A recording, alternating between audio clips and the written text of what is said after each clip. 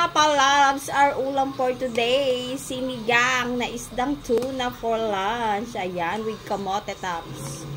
Ayan mga palalabs, magluluto tayong sinigang na tuna dahil maulan.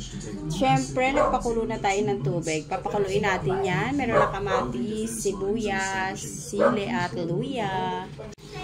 Ayan, nakulo na nga mga palalabs. Siyempre, ilalagay na natin yung fish. Ilalagay na natin yung ating fish, mga palalabs.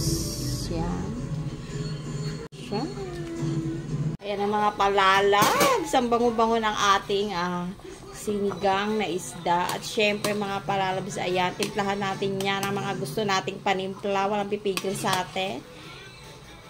Ilagay na natin yung ating sinigang dahil wala tayong fresh sampalok. So, yan. Syempre, kung meron kayong mga fresh sampalok, mas masarap. At syempre, tikman natin yan ng ayon. Kung tama ba yung timpla natin, mga palalabs. Tingnan natin kung masarap na.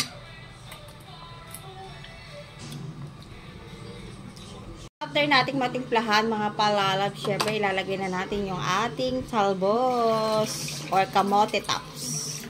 Ayan. At pwede na natin yan, mga palalabs, sandaling-sandali lang yan. Ganyan lang kadali magluto ng sinabawan, mga palalabs.